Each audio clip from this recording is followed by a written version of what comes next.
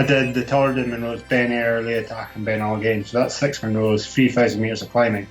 But for me, in my schedule, that was an easy day. I'd finished by about, with the cycle, I'd finished by about 3 o'clock in the afternoon in Kinlochhew. We know what Donnie Campbell did. He smashed the record for a self-propelled round of Scotland's 282 Munros by a week. What we're going to find out in this podcast is how he did it. Every step coming off Ben Ann, trying to run was, I was pretty much running down the hill in tears with pain. He's also going to answer questions you submitted on Twitter, Instagram and Facebook.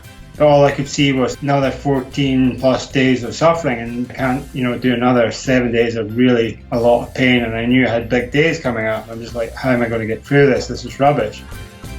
I'm Simon Willis. I'm a filmmaker and work with the BBC's Adventure Show, which will have a feature about Mr. Campbell's amazing August. I've worked with and filmed Donnie many times, and I was delighted to help out, from kayaking the Sound of Mull to the Skye Ridge to the finish on Ben Hope. So I was starting to get inundated with podcast requests, and it's like, well, first person I'd want to interview me is someone who's seen me there and filmed me there and will understand it better. So it's like, well, if I give it to Simon, he's got a chance of putting it together and putting it out.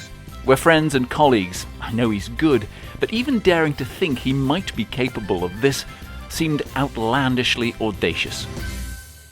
Previous experiences, like I've been running up and down hills for over 10 years, and I've done some crazy stuff before. So, one of the first long things I did is I ran from Glasgow to Skye. It wasn't mountainous, it was along the West Highland Way and then along the Mallock Road, and that was me running for 44 hours without any sleep. So yeah, it's kind of that, and then I've done other things where I've been running up and down mountains for long periods of time.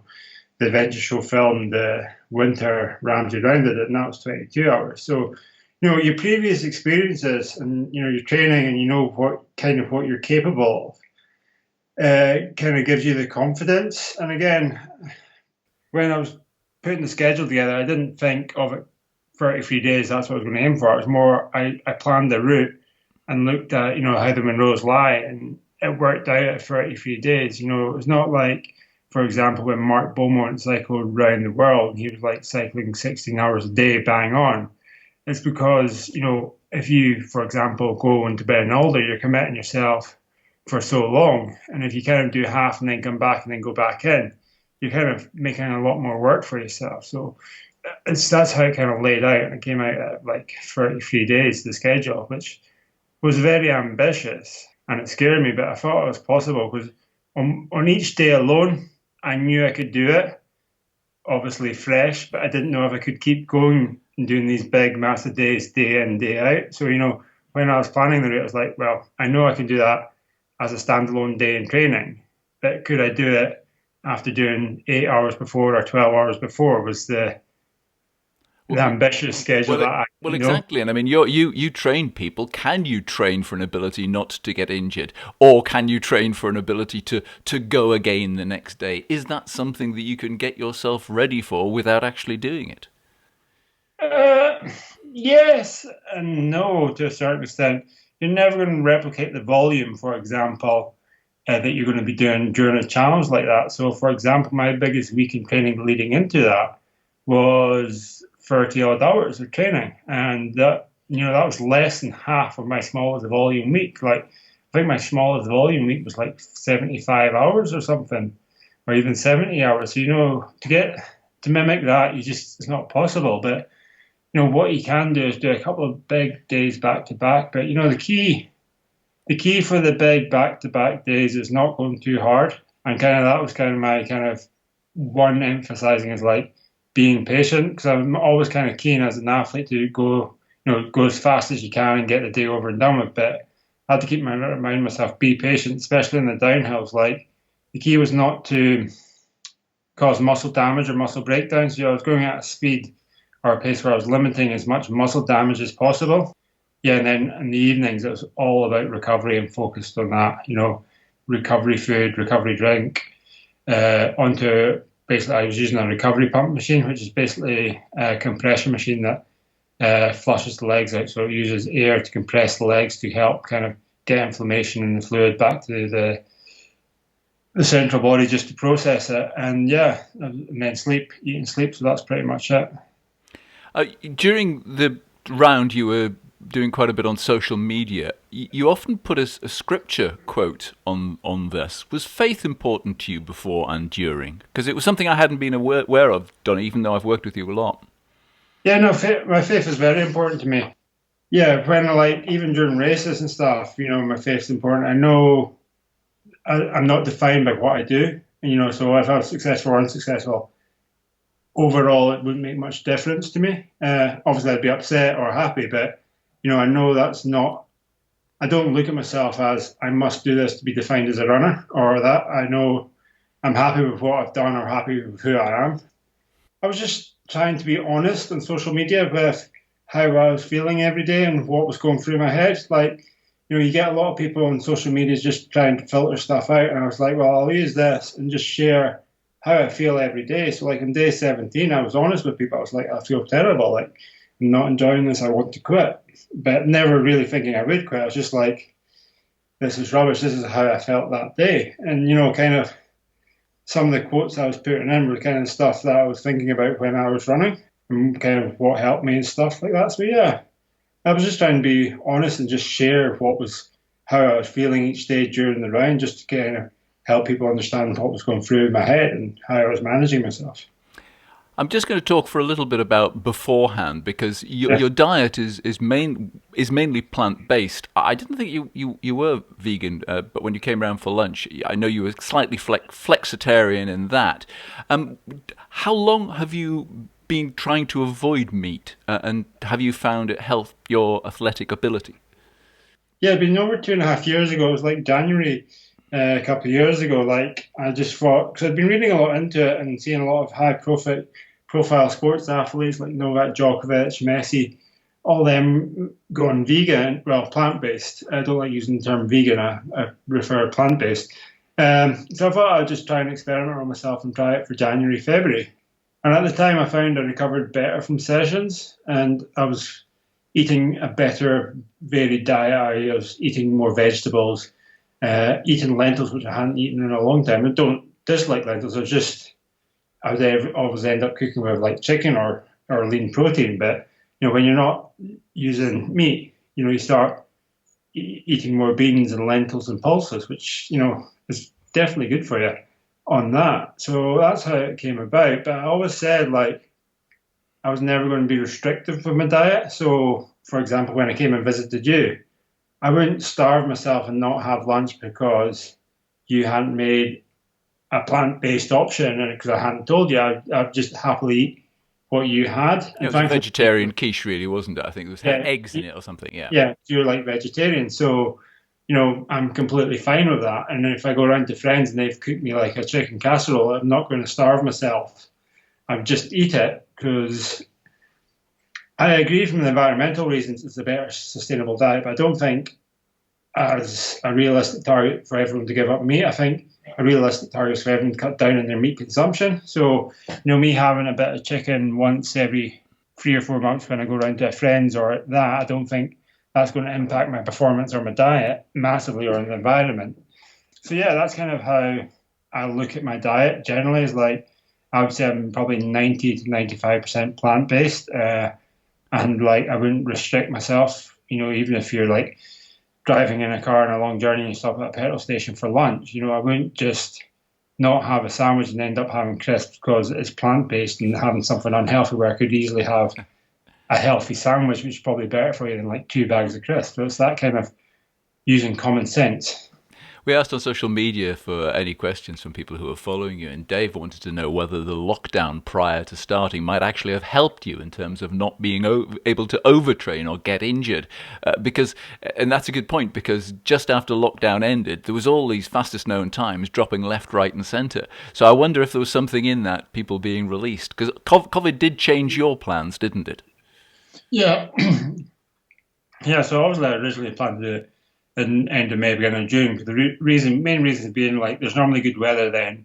It'd be before the school holidays, so the roads would be slightly quieter, still busy, and longer daylight hours. So that was my original plan, and that was the reason why I set May, June, and kind of put things in place. But then obviously COVID happened, so I'd put it on the back burner for a while, and I didn't actually know if I would get to do it this year or not with lockdown. So it wasn't until like July or even beginning of July that I knew I would get a chance to try it in August. So training wise, like I know my body quite well. I know what I should be doing training wise for certain stuff. So it did limit me recceing some routes, but I'm happy. Like if I had recceed Noida, I would have been really kind of worried about it because it's an absolute brutal 8 Munros to do. So in hindsight, not getting a chance to go and recce the Noida day was great because if I had recceed it, I might have changed my schedule because it was so brutal. But everything's got its like pros and cons, and I had near perfect conditions for my round in August. The weather was really settled for a while. Then I did have some wet, windy days, but you're never going to get 30 plus days of blue skies and cloud-free Munros in Scotland. That's just not realistic. A Munro is defined as a mountain in Scotland with a height over 3,000 foot and which is on the Scottish Mountaineering Club official list of Munros. There's no explicit topographical prominence requirement. Munros are named after Sir Hugh Munro, who produced the first list of such hills known as Munro's Tables in 1891, but he never completed his entire list. There were 282 mountains on the list at that time, as now, but they've been continuously tweaked as mapping height data improved and to address perceived inconsistencies. So record breakers have had to contend with different numbers. In 1990, Hugh Simmons ran 277 Munros in 66 days. It was the same number 2 years later for Andrew Johnson and Rory Gibson in 51 days. But it was 284 Munros for Charlie Campbell in 2000, which he did in 48 days. 283 Munros for Stephen Pike in 2010, his 39-day record also lasted 10 years. And for Donnie, 282 Munros in 31 days, 23 hours and 2 minutes. And he did one of them twice. Obviously, I was getting closer to the finish. Done 3 Munros in the morning with a couple of friends, very relaxed, and then I cycled up to Morsk, which is just before Achnasheen on the Locharan Road, for anyone who knows it. And it's a small, rounded hill, and I'd never done it before. To my surprise, the previous record holder, Stephen Pike, was in the lay-by, so I was kind of like a bit taken aback that he'd come up to run, and it was really nice to meet him. So, yeah, we kind of chatted, and then I asked him, did he fancy doing the Munro, and he said yes. So we kind of went up the hill together, just chatted away all the way up the hill. Really, really nice guy, Stephen. And the cloud had just come down just near the top. So we're like, last 200 metres we're in the cloud, and we come to this massive big cairn, like followed the path up, hit a big cairn, looked around, and I was like, well, this is the summit. And normally, if I was switched on or by myself, I would have double checked on OS maps or something like that. But just because I'm not blaming Stephen, but because Stephen had done that Munro, I thought he knew that was the summit, so I didn't think twice. And he honestly did think that was the summit. So we just came back down. It wasn't until we came back halfway down, Rachel had said, oh, you haven't been to the summit. The tracker shows you haven't been to the summit. So I actually looked on Strava because I stopped my watch and downloaded the route halfway down, and it showed that on Strava they'd put the summit some random place. I was like, okay, this is a bit weird. No one knows where this Strava Maps hasn't got the summit where the tracker has the summit. So I got down, and thankfully Graham Morrison, who I was running with in the mornings, done 7 rounds of the Munros, and he had a Munro book, and he got that out fairly quickly, and we established that the actual true summit is 200 metres to the west, and it's marked by a smaller cairn. I didn't have any options but not to go back up, so a bit annoyed, had a bit of food, can of Red Bull, and then boosted back up, and Stephen Pike's kindly offered to join me again. Bit less conversation this time because I was a bit annoyed. So, any suggestion that he hadn't been to it on his round, I wonder? I don't know. Don't go there. I don't know, but yeah, honest mistake, and it's purely my mistake. I'm not blaming anyone else. I should have been switched on. It's just lack of concentration. And again, I'm thankful it was done on like a small hill like that. That's easy to go back. So it only cost me like an hour and a half, 2 hours. Looking at it, like the cairn we went to the second time is like 3 stones. It's like, yeah, it's such a weird thing to do, to have like one of the biggest cairns you'll get, like up to about waist height, really broad, maybe, it's a massive, substantial cairn.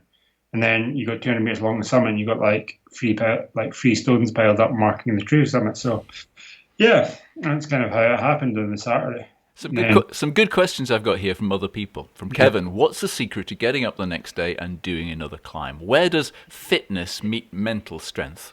It's kind of routine. So, I got into routine of getting up at 5 a.m. and running by 6, no matter what the weather was and no matter how I was feeling. To be able to do that, you're basically wanting to do the previous day at a pace that you can maintain for a long period of time that's not going to damage the muscles too much. You don't want to give yourself DOMs or anything like that. So you're doing it at a pace that limits muscle breakdown. So obviously you've got to be fairly fit to be able to go quite quickly without muscle breakdown. And then also eating kind of protein and eating a lot of calories during the run the previous day. Studies have shown 7,000, I think I saw somewhere that you'd said. Yeah, I think I was burning about 7,000 calories. I have no idea how I was getting it, how much I was consuming, because I wasn't really counting too much. I was more aware of what I was taking during my days in the Munros, but in the evenings I didn't really count what I was eating dinner-wise. So, there are studies showing that if you can consume about over 80 grams of carbohydrate an hour, it will limit muscle breakdown as well during activity. So I was really focused on trying to get a lot of food on while moving, which meant eating a lot of Cliff Bars and Trek Bars. That was kind of my main food of choice. But towards the end, I did get pretty bored of Trek Bars and Cliff Bars on the bigger days. I was saying this to you, though, coming down Ben Hope, that the thing that amazed me was you keeping the mental presence to stay on top of your own health, on top of the food, on top of the water, and doing all that, and on top of the navigation, apart from one case, and not tripping over, all that kind of stuff, even when you're tired, because that's what lets down an awful lot of self-propelled endurance athletes. It's just letting one of those little pillars go. I've been in the Marines. I joined the Marines at 17. And that was one of the big things in Marine training is looking after yourself in the field. So having that discipline, not just switch off, finish your day and just jump into bed and not eat. It's that discipline to go, get back to the van, have some food, ice any sore bits. My ankles were really sore and swollen. Eat and then get to bed as soon as possible, not stay up or, mess about on social media or on your phone. Literally, once I'd finished dinner, I was in bed by, if possible, 7, 8 o'clock at night on some of the easier days. And on the longer days, it might have been 9, 10 o'clock at night. It was really kind of maximizing time lying down. Sleep is probably the best time when your body recovers. So if you can get as much sleep in, then your body's going to recover better. And I noticed that especially after Noida, the days leading into Noida, I was doing big, massive days, 12, 13, 14 hours, day in, day out, and my sleep was getting less and less. And by the time I'd done Noida, I was completely smashed. The next day, I was meant to do South Shield Ridge. I'll do the Freeman Rose over towards Cluny and then do South Shield Ridge. And the weather was rubbish, which influenced my decision a bit because I was getting cold. But the reason I was getting cold was because I was so tired and run down. So I decided just to drop a day and just do the Freeman Rose. And I was finished by about 2 o'clock. I had an afternoon nap, had food, done lots of recovery, and then slept for probably about 10 hours in the evening. And then I was up at 4 a.m. to get myself to Skye. And that's when you commented I'd done 5 Munros before you even had breakfast that Sunday. That's the difference between sleep. I managed to catch up and sleep, and that next day I was back to, I wouldn't say fully fit because I'd been running for 20 plus days, but I was back to where I could maintain that effort for long periods of time, day in, day out. And it's why when you got to Skye, you rode the legs off one of the young lads who was there to ride with you. He then ran the ridge with you. He's one of the ones who was carrying the GoPro for me. And you were chatting all the way along that ridge. I was at the Inaccessible Pinnacle, and I heard you about a Munro away. You could tell your tail was wagging. You were, and that was not the tired person I was expecting to see. And so that sleep clearly did you a lot of good. Yeah, that sleep, and then also just being back in Skye and back in the Coolins, that's the type of running I like to do, the technical stuff. And obviously I've been doing a lot of bogs and heather bashing leading into that, so it was just nice to be with some friends. And it was a lovely day. Skye for me didn't feel like part of the challenge. It just felt like a day out with friends, because it was when you're scrambling, you don't think about how tired you are because you're so concentrated, and especially in the Coolins when you got massive drop-offs, you're really focused on the technical section, so you forget about everything else, how tired you are at the time, and you just kind of move along the ridge. Oliver was asking, what did you tell yourself? What kept you focused when you were deep in that pain cave? You were really hurting and you weren't halfway around. And Fraser was wondering if you actually did hit a wall and whether you got through it.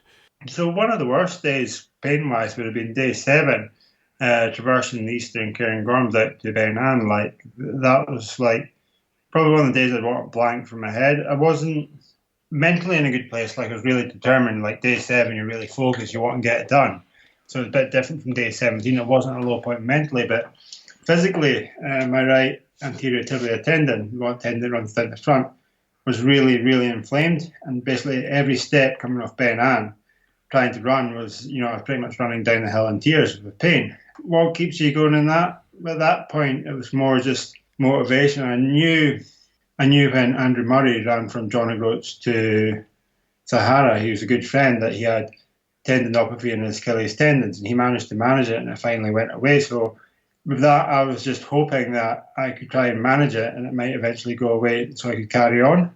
So that's me drawing on other people's experiences to kind of give me the confidence to know, okay, well, I'm in a lot of pain at the moment, and I'm in tears, and this is not fun. But if I can just keep going for another couple of days, ice it, elevate it, take some anti-inflammatories, get the swelling out, it might just settle down enough that I'm going to be in less pain. And if someone wants to hear more about that, there's an interview with Andrew Murray exactly about that running from Scotland to the Sahara, in the podcast library at alwaysanother.adventure.com. My other half, Liz, wanted me to ask you, what was there a watershed moment? I knew going into it, like, I would get halfway through and I'd probably go through my lowest point, because you're so far from the start and so far from the finish, and your body's completely run down. So day 17, I'd been doing long days, so more than 2 weeks in, but I still had over 2 weeks to go, and all I could see, it might be a bit of loss of focus, because, I was trying to focus on one day at a time, one Munro at a time, but all I could see was like another 14 plus days of suffering, and day 17 was my left ankle started to go to what my right was. So I managed to get on top of my right anterior tibial tendon after day 7. It took 3 or 4 or 5 days to calm down, but it was more manageable. But obviously I was compensating with my left. So on day 17, my left started hurting, and that's kind of, I think, what I triggered it. So it's like, I can't go through this, what I did with my right. I can't, do another 7 days of really a lot of pain. And I knew I had big days coming up. I'm just like, how am I going to get through this? This is rubbish. And the lowest point was when I came over the second last Munro, and I literally thought, I've got a wee drop down next Munro, and then I drop into the West Highland Way and cycle into Glencoe Ski Resort where Rachel was with the van. And I kind of came over the summit and seen how far I had to drop down some really rocky terrain, and then up the next one. And it just kind of like that, just flicked the switch, just like, this is rubbish. Like, I got on camera because I remember I was filming for the Venture, and I remember you gave me a good bit of advice. It's like, when you don't want to film, try and get the camera out. And I was like, just really emotionally drained. It's just, and it'll be on film, so it will come out. It was just like, really just not in a good place. But I got back to the van and I just basically said to Rachel how I was feeling. But it wasn't a question of, that's it over. Even though I was saying, like, I don't enjoy this, what's the point? I could just go home tonight and forget all about it. But the best way of describing that is like having a bad day at work. You'll go home and complain to your wife or your partner or a friend saying, oh, work's rubbish, this, that, and the next thing. But the next day, you don't quit. You get up and go back to work because you know eventually it's going to get better. So the next day, I got up and did Crease and Maelvoodie. And I was meant to do a bigger day. And after Crease and Maelvoodie, my ankle was really sore. I was like, what can I do just to try and help myself? So I just moved to the next day about. So I ended up going to do Anahiga and the Ballahoolas Munros, just so I could have a wee bit of cycling and a bit of running, a bit of cycling, just to manage my left ankle and just to have a bit of fun, because I enjoy the Anahiga style of running. And I was just like, I can't be bothered with more bogs today, so I just did like that. And, that's kind of how, I got through the low points. It's kind of like that self-discipline, determination. I love the idea of using the Anahiga as a personal reward. That's fantastic. Like when I knew I was going to make it to Ben Hope, that's a hard one because, as I said, on top of Ben Hope, like, I tried not to let it become a reality because it just felt so far away. But beforehand, I knew if I got to Skye, I'd probably finish it. So when I was on Sky, I was like really happy. I knew I had some big days, but probably once I got over Strathfire, so my last massive, well, what I thought was going to be my last massive day turned out completely wrong, was traversing Strathfire over to Strathcarron and doing all the remote Munros there. So I did that on the Friday, and that was my last kind of like big remote day by myself. Well, what I thought was, because obviously the Monday, Tuesday turned out to be something completely different that I didn't even plan. But yeah, I think there's like, I'm on the home stretch. All I need just like, I know I could just do the rest, even injured, plenty of time. I think that was kind of like where I was like, okay, chilled out. And that's why I probably made the mistake on the Saturday, which was the following day, because it's like, it's in the bag now. I've done the last big remote day by myself. I've only got a few shorter days that, even walking them, I can get them done in 12 hours. So, I felt like the pressure was off. I could just enjoy it. And then obviously I make a mistake. So Mel wanted to ask, what's your favourite treat to pick you up when you're feeling down? Obviously, apart from seeing Rachel. So getting into bed was always a good feeling. Stopping. Yeah, stopping and getting into bed. And like, if I needed to get out of jail and I needed like a bit of energy for the last big climb, SIS started doing a new gel, which is just basically designed for indoor sessions. It's called the SIS Turbo Gel. It's got 150 milligrams of caffeine and menthol, and it gave me so much energy, and like the minty menthol taste just cleansed the palate as well. So it wasn't like a really sweet, sickly gel. So it's one of these gels like you kind of feel refreshed when you take it. It's just kind of menthol, it kind of clears the palate and the mouth, and then obviously the 150 milligrams of caffeine, you're going to be flying for the next hour anyway. So that was probably my get out of jail kind of gel, which I'd probably use maybe once or twice a day if I wasn't drinking Red Bull when I was at the van. So yeah, I was relying quite heavily on caffeine.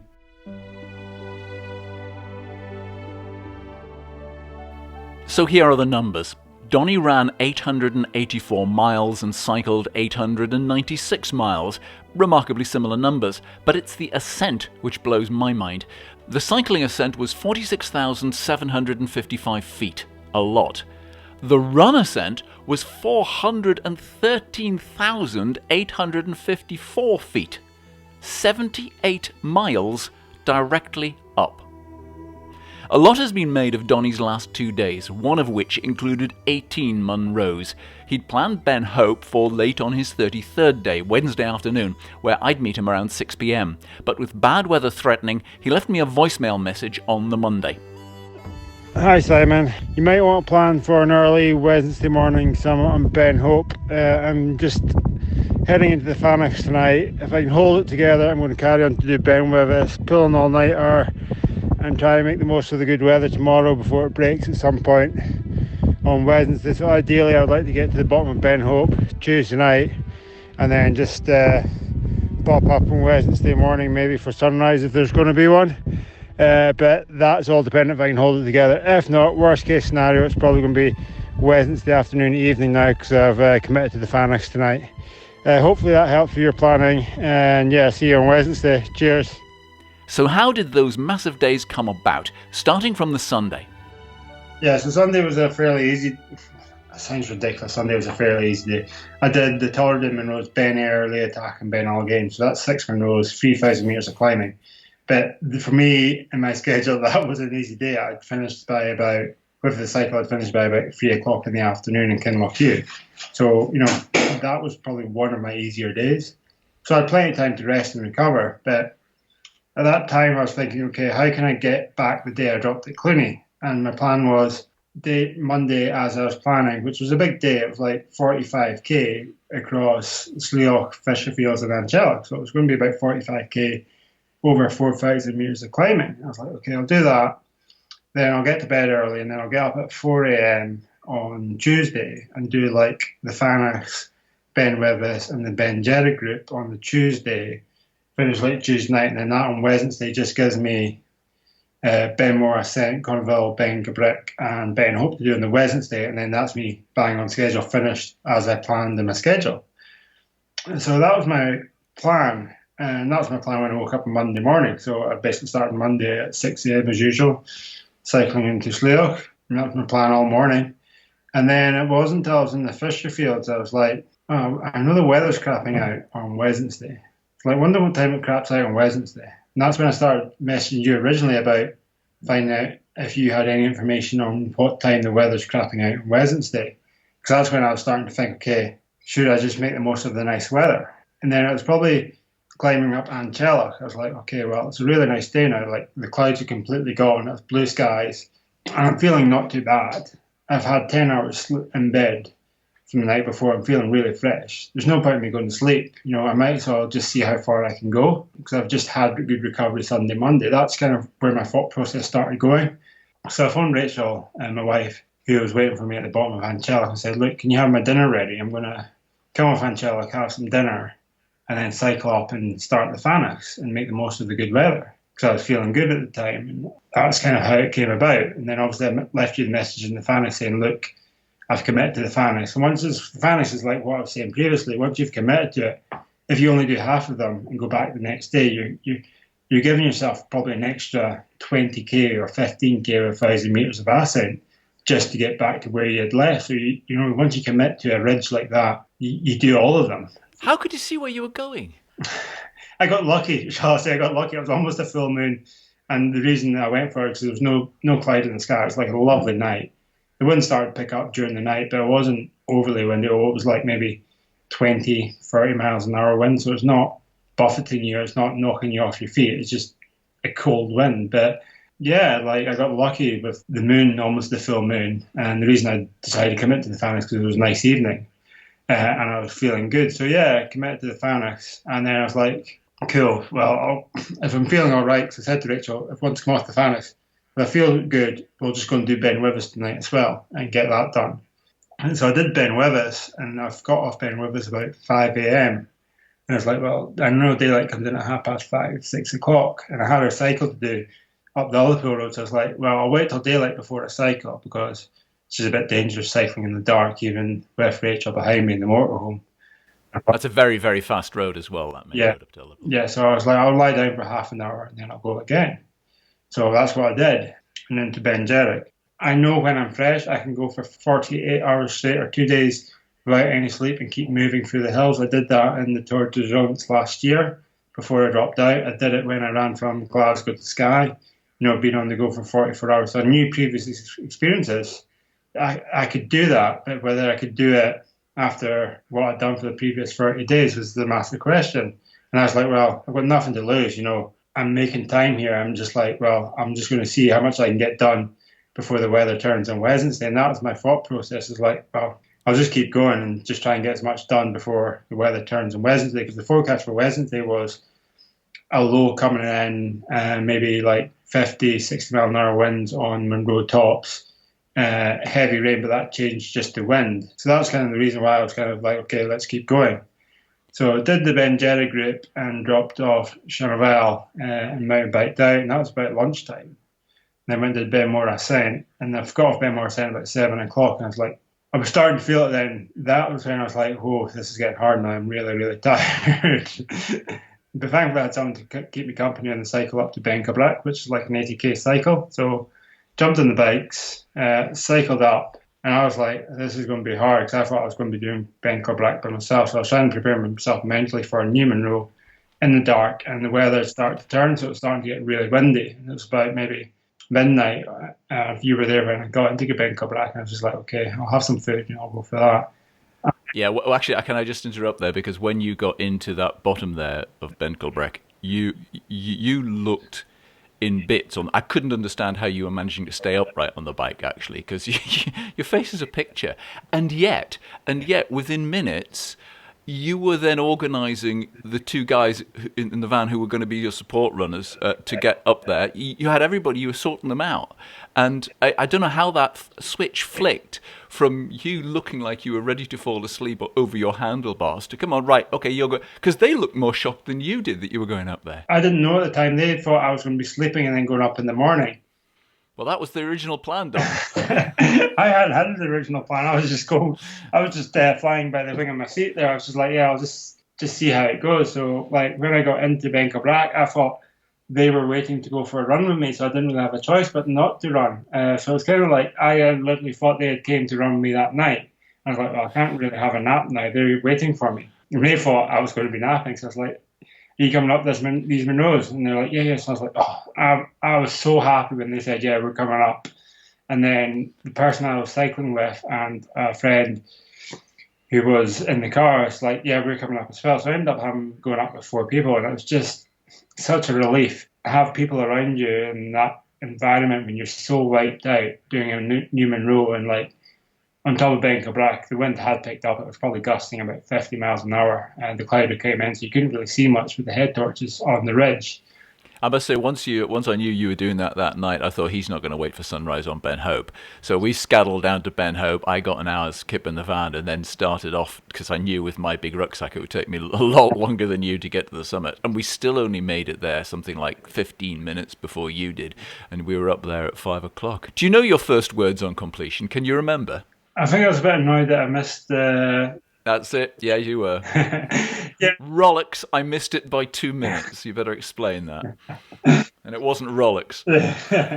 Yeah, so obviously came off Ben Cabrac and we cycled on the bike, and it's not a big cycle. And thankfully, the strong wind that was coming from the south basically meant it was like just sitting on the bike and getting blown up to Ben Hope. So there was advantages to like the 50-mile-an-hour winds blowing in the right direction for when we were cycling to Ben Hope.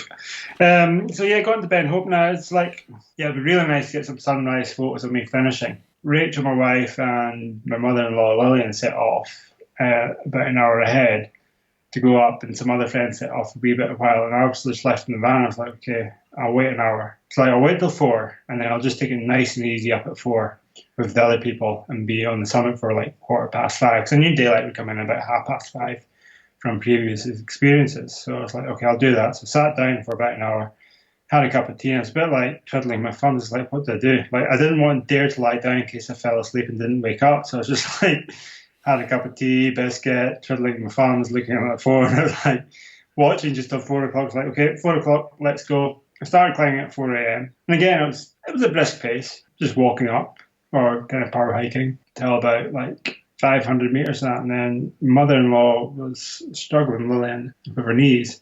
So one of my friends had stayed with her, and she's like, just go on, don't wait for me at the summit.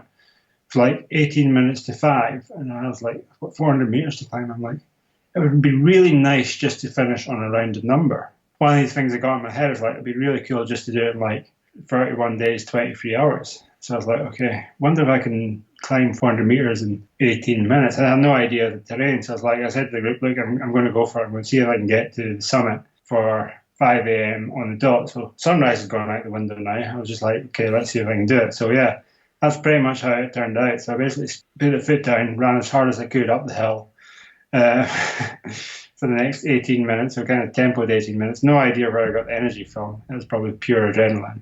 And yeah, I missed it by 2 minutes. So yeah, that's where it came from. It's like when you get something set in your head like that, and you're just like, okay, I'm going to go for it, and then you miss it by a couple of minutes. It's a bit annoying.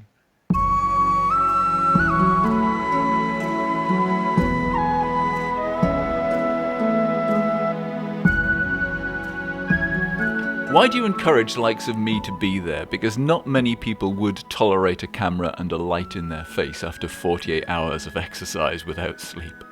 I like to share the experience. Obviously, when I did the Winter Ramsey round a few years ago for the adventure, I kind of self-filmed it. And, if I didn't self-film it, I could go a bit faster. But for me, it's about sharing the experience. It's trying to, get more people into outdoors and kind of having a healthier lifestyle. And, if I can inspire someone to not do like a massive challenge, but if I can inspire someone to get off the sofa and say climb Ben Lomond or Ben Nevis, then that's really cool.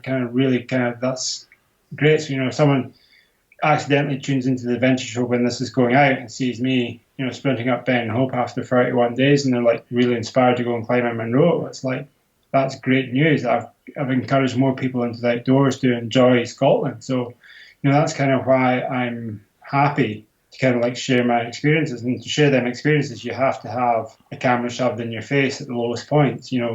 That's why I took the camera out on day 17. It's like, I want to be real about this. It's not easy. It's not like I feel great the whole time. This is really easy. I'm cruising over the Munros. I'm having a great time every day. It's real life. So that's why I can kind of tolerate that, just to share them experiences. Hopefully that answers your question. No, I think it does. But you're a coach and you train other people. Is this sort of thing good for business or is it a distraction? Because I imagine some people would not want to go with someone who's spending so much time doing his own thing.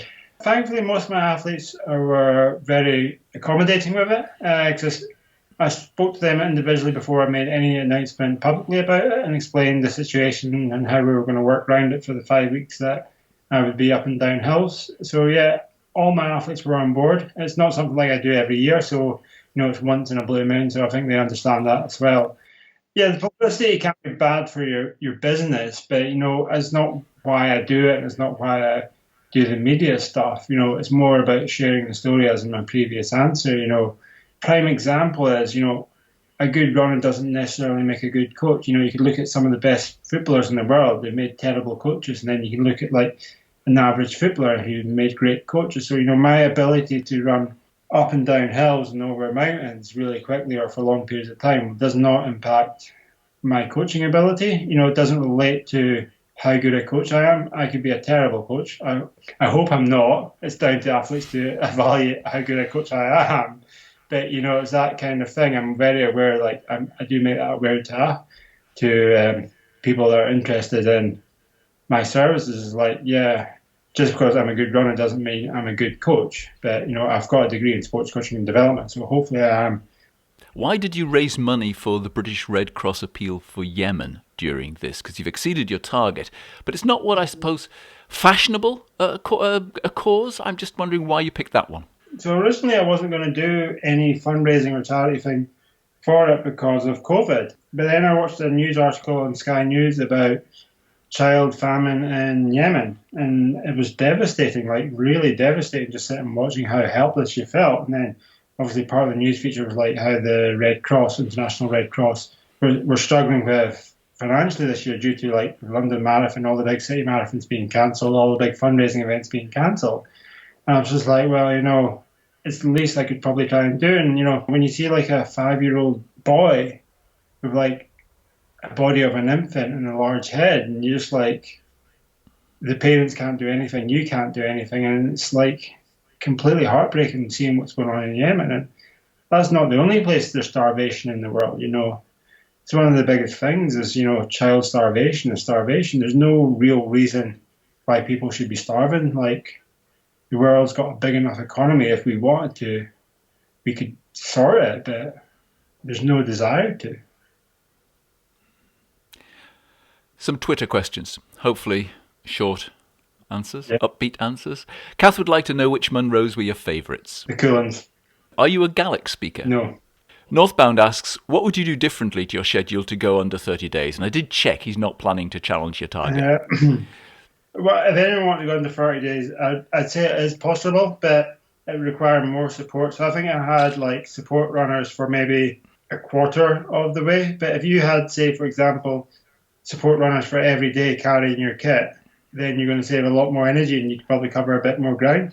So yeah, to go under 30 days, you probably want a bigger logistical support team rather than just really my wife, Rachel, and then a few friends joining me on the occasional day. So yeah, to go 30 days under, probably looking at a big logistical exercise of a sport runner every day carrying your kit and then maybe a bigger support team looking after you as well and taking a bit more scientific approach. Is there someone who actually motivated you? Not really, no. I'm kind of I enjoy being up in the hills. That's my motivation. I enjoy my motivation for this was I've always wanted to climb all the Munros in Scotland, but never had the real desire to go and do the really boggy easterly Munros. I'm very biased. I like the west coast of Scotland. I think it's one of the nicest places in the world. So give myself the motivation. I'll do all the Munros in one go, which seemed a pretty cool idea. And then being an athlete, it's what's the fastest time? Can I go faster? And that's kind of how it came about. Robin, were you born on Krypton? No, I was born in the Isle of Skye, Portree. And of course, the big question from Andrew, what next? As I said, me and my wife Rachel are on a waiting list to get a Siberian Husky, so probably that'll be the next big adventure. But hopefully, if I train it right, then it'll be able to keep me company on my next big adventure after that. It'll be carrying your packs in. Yeah, pretty much. Is there anything you'd like to add before I press the stop button? Yes, I was the one running up and down all the hills and doing all the Munros. But without my support team, Rachel, my wife, none of this would have been possible, or even like the friends that came and joined me for the days. So, for example, yourself and your friends who helped organise the kayak off Mull. If it wasn't for you, I would still be stuck in Mull. And same for Rachel. If it wasn't Rachel basically emptying my running bag, emptying all the wrappers out my bag, cooking dinner, making me breakfast, all that, like I would not have made it to Ben Hope. Yes, I'm the individual running up and down the hills, but to be successful, it's a massive team event. It's down to my team. And I know you're not just saying that. Rachel, I spoke to Rachel at Sligerkin, and she was knackered. Yeah, like she'd done a massive job. Like she was suffering as much as I was about how much work she was having to do, how much work I was having to do, and then people coming in to join. People I had in that last day, made a massive difference, helped me achieve the goal. So it's a massive team event. I couldn't have done it without any of the sport runners, even like friends dropping off home baking and meals in the evening. That was a massive help to Rachel and myself. So yeah, that was a massive team effort. And yeah, that's one thing I want to get across with these challenges. It's not down to the individual to be successful. It's like the whole team pulling in the right direction thankfully for me to be successful. So yeah, that was down to the whole team. That's the reason I managed to break the record. Huge thanks to Donnie for giving me the first podcast interview. The best coverage of his amazing August will be in the BBC's Adventure Show. No transmission date yet, so follow them on Facebook for updates. And please follow Always Another Adventure on Facebook, Twitter or Instagram, and I promise I will let you know as soon as I hear. If you've enjoyed this, I would normally invite you to head to alwaysanotheradventure.com and buy a virtual coffee as a way of supporting these podcasts and videos. On this occasion, I prefer you enter Donnie's Just Giving page, linked from his Instagram, and make a donation there. There are links in the show notes. You'll find lots of great interviews in our past podcasts. There's another one with Donnie where he hinted at this. We've Chris Townsend, who did the first continuous self-propelled round of all the Munros and tops, and Kevin Woods, who recently did a winter round. I'm Simon Willis. Thank you for listening. Goodbye.